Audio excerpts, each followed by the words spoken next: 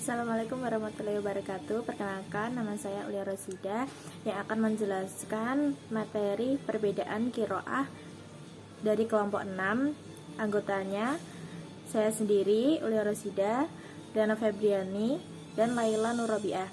Saya akan menjelaskan tentang pengertian qiraah.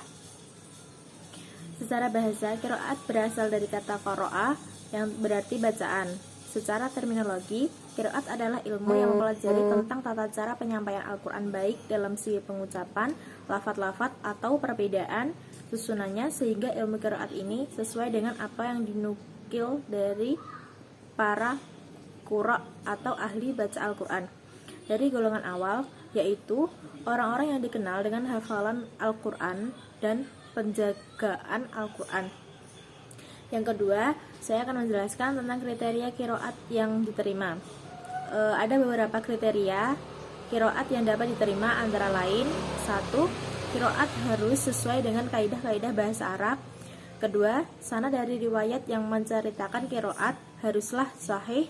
Ketiga, bacaan dari qiraat harus cocok diterapkan kepada salah satu mushaf Utsman.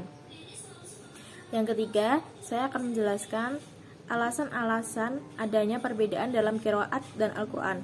Berikut adalah alasan terdapat perbedaan dalam qiraat Al-Quran. Yang pertama, perbedaannya qiraat Nabi dalam menyampaikan dan mengajarkan Al-Quran.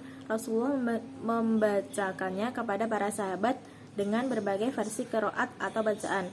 Kedua, ketetapan Nabi. Adanya perbedaan pendapat itu disebabkan adanya takrir atau ketetapan Nabi terhadap berbagai qiraat yang berlaku di kalangan kaum muslim yang terjadi pada saat itu. Yang ketiga, perbedaan qiraat oleh Allah. Keempat, qiraat karena riwayat sahabat. Kelima, perbedaan dialek.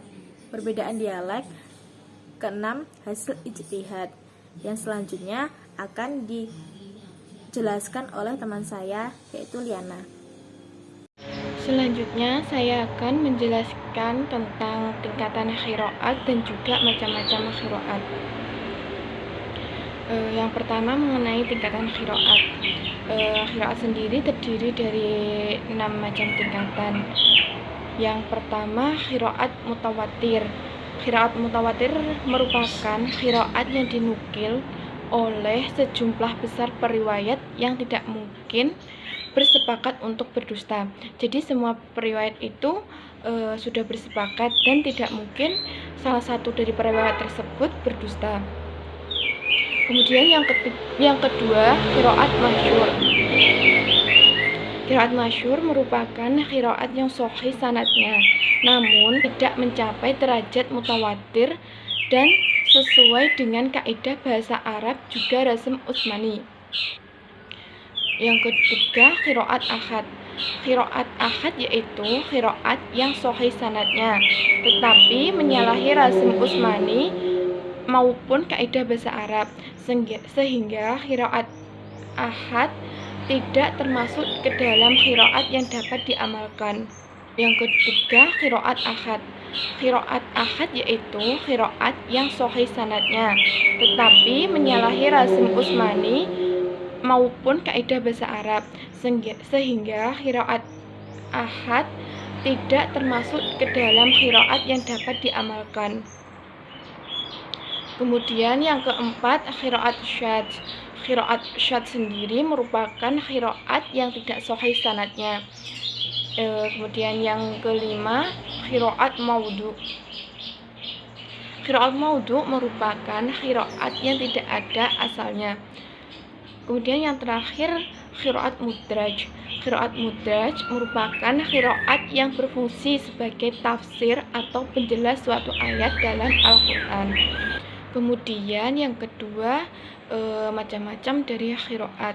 Qiraat sendiri terdiri dari 2 macam, yakni yang pertama qiraat sab'ah dan yang kedua qiraat syadz. Qiraat sab'ah merupakan sab'ah yang berarti 7, di mana arti qiraat sab'ah sendiri adalah 7 versi qiraat yang disandarkan kepada para imam qiraat yang jumlahnya ada 7 orang, yaitu Ibnu Amir, kemudian Ibnu Katsir, yang ketiga Asem, yang keempat Abu Amr, yang kelima Hamzah, yang keenam Nafi, dan yang terakhir atau yang ketujuh Al-Kisai. Qiraat ini dikenal di dunia Islam pada akhir abad ke-2 Hijriah, lalu dibukukan pada akhir abad ke-3 Hijriah di Baghdad oleh seorang ahli qiraat. Qiraat sab'ah sendiri terdiri dari dua macam, yakni qiraat sab'ah yang mempengaruhi makna dan juga qiraat sab'ah yang tidak mempengaruhi makna. Contoh dari qiraat sab'ah yang tidak mempengaruhi makna yaitu terdapat dalam Quran surat Al-Baqarah ayat ke-83 yang berbunyi waqulu linnasi husna. Ibnu Katsir, Abu Amr, Nafi, Azam, dan juga Ibnu Amir membaca ayat tersebut husna. Namun Hamzah dan Al-Kisai membaca ayat tersebut hasanah. Sementara itu, contoh dari qiraat sab'ah yang mempengaruhi makna terdapat dalam Quran surat Al-An'am ayat 132 yang berbunyi wa ma rabbuka bighafilin amma ya'malun. Ibnu Amir membacanya ta'malun, sementara imam-imam lainnya membaca ya'malun. Kemudian yang kedua qiraat syadzat.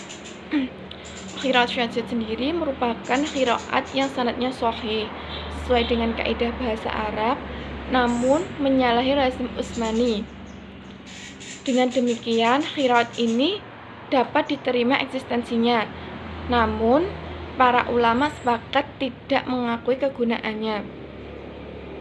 Dengan kata lain, qiraat ini dimaksudkan sebagai penjelasan terhadap qiraat yang terkenal diakui kegunaannya.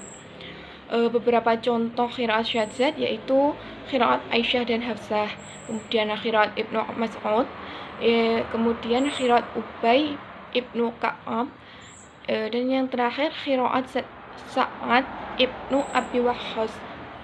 Kemudian selanjutnya akan dijelaskan teman saya Mbak Lailan Robi'ah. Selanjutnya adalah pengaruh perbedaan qiraah terhadap pengambilan hukum. Adapun perbedaan qiraah Al-Qur'an yang berpengaruh terhadap istinbat hukum dapat kita temui dalam Quran surat Al-Maidah ayat ke-6. Ayat ini menjelaskan bahwa seseorang yang mau mendirikan salat diwajibkan untuk melakukan wudhu. Adapun para ulama berbeda pendapat tentang apakah dalam berwudhu kedua kaki kita itu diwajibkan untuk dicuci ataukah hanya diwajibkan untuk diusap dengan air saja. Sementara ulama lain membolehkan untuk memilih salah satu dari kedua ketentuan hukum tersebut. Dan ada pula yang mewajibkan untuk menggabungkan kedua ketentuan hukum tersebut. Mungkin sekian presentasi dari kelompok kami. Apabila ada pertanyaan silakan ditanyakan. Cukup sekian. Wassalamualaikum warahmatullahi wabarakatuh.